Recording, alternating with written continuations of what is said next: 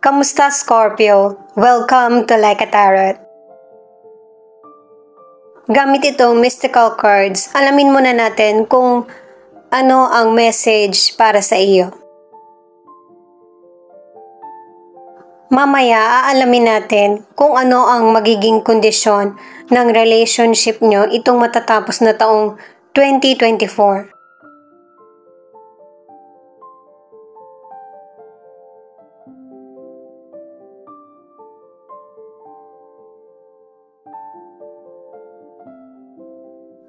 Itong Egypt ang nagsasabi na kailangan sa sitwasyon ng give and take. Kaya may ilan na hindi nasusolusyonan yung problems.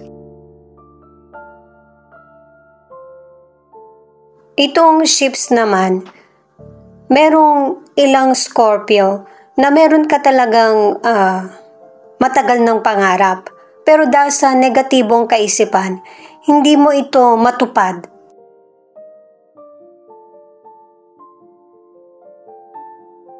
Itong next naman, spirituality and religion.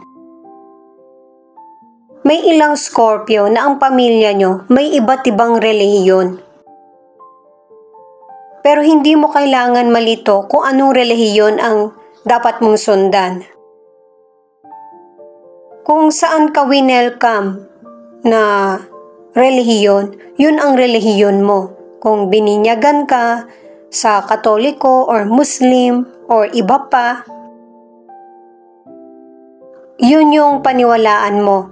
Pero may mga Scorpio pa rin na nagkakaroon ng sariling paniniwala. Kumbaga, ibang relihiyon na yung sasalihan mo. Pwedeng dahil sa person mo or ikaw mismo yung nakatagpo nito. Para sa mga bagong viewers, ang reading na ito ay timeless reading. General reading at guide po lamang, kaya hindi po magre-resonate sa lahat. Kunin mo lang yung akma sa sitwasyon mo. At kung kailan mo ito napanood, yun ang start ng 1 week reading para sa iyo. Ikaw na bahala magpalit kung si person mo ito o ikaw. Unahin muna nating alamin ang cards mo. Mamaya yung patungkol sa person mo at saka cards nyo sa relasyon. 4 of Swords, 7 of Wands, 10 of Swords. Sa mga cards mo na ito, kahit na stress ka ay pinaniniwalaan mo pa rin yung kakayahan mo. May mga person na hindi mo nakakasundo or hindi mo na talaga makakasundo. Bukod kasi sa pagod ka na, stress ka pa, ay gusto mo nang iwan yung situation at mag-move forward sa mas positibo. Ang unang pinapatungkulan dito guys ay patungkol sa mga taong nakapaligid sa iyo or kaibigan mo. Nakadalawang cards ka na chinichismis ka. At hindi mo na ipipilit pa yung sarili mo sa kung kanino man. Sa career or negosyo, malapit ka nang makapagpahinga pagkatapos ng mahabang panahon na palagi kang busy. Pinapaunawa ng 3 cards na lahat tayo nakaka-experience ng delay o kaya hadlang sa career man or negosyo.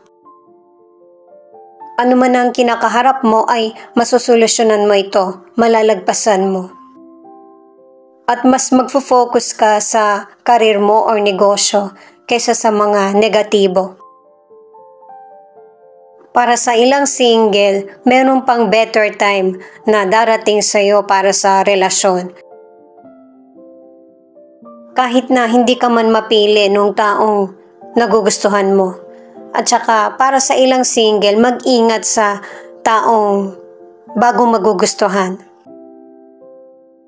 Huwag ka masyadong umasa dun sa potential person kasi hindi niya matutupad yung pangako niya sa iyo.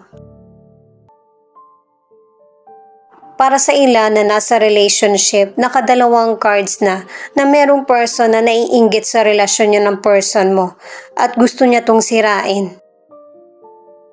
Ano man ang sitwasyon na kaharapin nyo ng person mo, importante na mapakinggan ang isa't isa. Ang ilan kasi sa issue ay betrayal, patungkol sa money o kaya sa career. Judgment, Ace of Wands, Justice in Reverse. Kahit na cards ito ng person mo, may posibilidad na ipakita rin yung situation mo. Itong cards ng person mo dahil sa may mga sitwasyon na nagkaalaman na magkakaroon na ng desisyon sa mga nangyayaring problema sa iyo o sa inyo ng person mo. Pwedeng maka-attract ka ng bad or good karma, depende sa kabutihan na nagawa mo. Merong person na mahuhuli sa maling gawain at malalaman to ng karamihan. Yung mga taong kakilala mo, kahit na hindi magmula sa person mo, maraming makakapansin eh.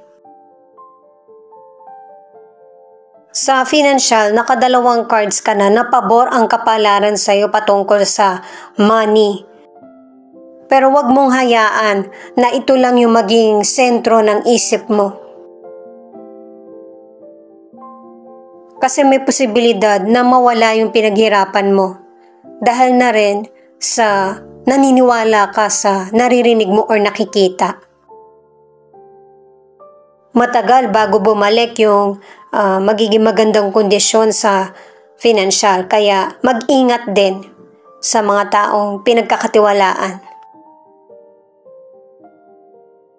Para sa ilang single, merong bagong potential person na magpapakita ng interest sa iyo. Pero meron ding person na magbabalik, na magpapakita muli ng interest sa iyo. Ito yung past person mo. Pwedeng kababata mo, dating kakilala or nakarelasyon dati. At itong potential person na magpapakita ng interest sa iyo ay talagang ipaglalaban ka.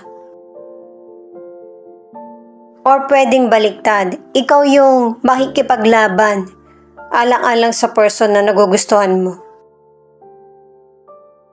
At may ilang single na pagkatapos mong gawin ito dun sa potential person, magpapahinga ka kung hindi ka man niya magustuhan. Kumbaga, ipapahinga mo yung puso mo. Pipiliin mo muna maging single. At para sa ilan na nasa relationship, hindi ka nagiging happy sa nagiging kondisyon ng relasyon nyo ng person mo. At mag-iisip ka kung ano yung magandang bonding para sa inyong dalawa ng person mo or yung magkaroon kayo ng oras sa isa't isa. Magde-date ba kayo or kakain na lang sa bahay or yung mag-games o kaya yung magsalo-salo ang buong family at kung ano pa na tingin mong makakasaya sa person mo. Ito naman yung feelings ng person mo na pwede rin ipakita kung ano yung feelings mo dahil sa connected kayo sa isa't isa. Dahil sa may mga relasyon na ang tagal nyo na ng person mo, alam ng person mo na kilalang-kilala mo na siya. At saka, may mga relasyon na nagkahiwalay. Pero kahit nagkahiwalay na kayo, hindi pa rin makalimutan ng person mo kung ano yung nangyari sa relasyon nyo. Paulit-ulit niya itong iniisip kung ano yung totoong nangyari. At saka meron ding mga person na meron na kayong pag-uusap ng person mo pero wala pang final decision. Hinihintay pa niya kung ano yung magiging outcome or resulta or nasa isip mo. Hindi niya ito sinasadya pero may mga kanta na sa tuwing kasama ka niya, yun yung tugtog. kaya naaalala ka niya. At tingin niya para kayo sa isa't isa. Hindi ka kasi maalis sa isip niya eh. Sa pangarap na lang nagagawa ng person na ito yung makausap ka. Iniisip din niya kung nag-e-enjoy ka ba na hindi kayo magkasama. At naaalala ka pa rin talaga ng person mo kahit na ano man yung gawin niya. Or lalo na kapag meron siyang atraso sa iyo. Hindi niya tuloy malalaman kung paano ka makakausap or mapaamo. Kasi nga 'di ba may person na naiinggit sa relasyon nyo, binanggit na sa mga tarot cards. At saka merong person na magbabalik, yung past person. At saka nasa sa iyo naman yan kung i-welcome mo yung past. Kasi ikaw naman yung magdedesisyon para sa sarili mo. At saka sa relationship, marami nang ipinakita na cards, naka-4 na merong person na nag-iisip kung ano ba yung patutunguhan ng relasyon or dapat na ba talaga itong tapusin. Kahit na mahirap itong gawin, importante na maging tapat sa person para hindi maging komplikado yung relasyon. 9 of Pentacles, 3 of Wands, at Page of Wands. Ito yung cards para sa relationship. Itong cards na ito ang nagsasabi na magiging successful yung buhay mo. Hindi lang patungkol sa career, sa negosyo, o kaya sa financial, kahit sa love life.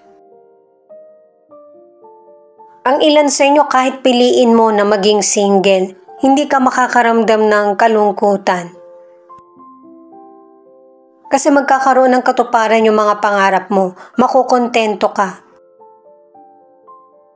At saka may mga person na pupunta sa ibang bansa or ibang lugar at makakatulong ito sa iyo na para makapagsimula muli. Itong mga cards na ito patungkol sa kalusugan ay very positive. Ibig sabihin ay good health. Kung meron ka mang illness o kaya mga test na para malaman kung ano yung kondisyon ng kalusugan mo, ikakasaya mo yung magiging resulta, magiging pabor at positibo. Kung may health issues ka, kailangan mo tong asikasuhin agad yung sarili mo para mabilis yung improvement. Para sa ilang single, may true love na darating sa iyo soon. Kaya wag mong gawing busy yung buhay mo. Tumutulong ka sa iba, single ka man or nasa relationship, pero deserve mo maging happy. Kailangan nababalanse mo yung trabaho mo, yung oras mo para sa sarili at saka para sa pagkakaroon ng relasyon. Para sa ilan na nasa relationship, kung hindi ka talaga happy sa relasyon nyo ng person mo, sabihin mo sa kanya ito para magawa nyo ng solusyon. Kung itutuloy ang relationship or magkanya-kanya. Ang ilan na nasa relationship ay nagiging mas committed yung relasyon nyo ng person mo. Nakadalawang cards ka na. Kasi naiintindihan nyo na yung emosyon ng isa't isa.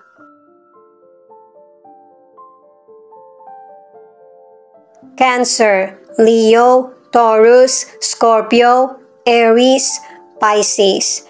Ito yung ilan sa 12 zodiac sign na nangunguna sa reading na ito. At saka kung magulo man ang relationship nyo ng person mo, noon yon, magiging payapa rin soon. Kasi sa future na ipinakita na maaayos kayo ng person mo. At saka sa mga cards, ang pinatutungkulan ng person mo ay yung relationship nyo. Hindi yung kung sino-sino pa. At saka sinabi na sa cards na ikaw yung gusto niya. At saka soulmate niya. Ito naman yung ilan sa letra na posibleng andito yung letra ng pangalan mo or letra ng pangalan ng person mo. M, R, S, V, G, A, F, T, Q, B, U, I, D. Ay teka lang guys, meron pang naiwan. K.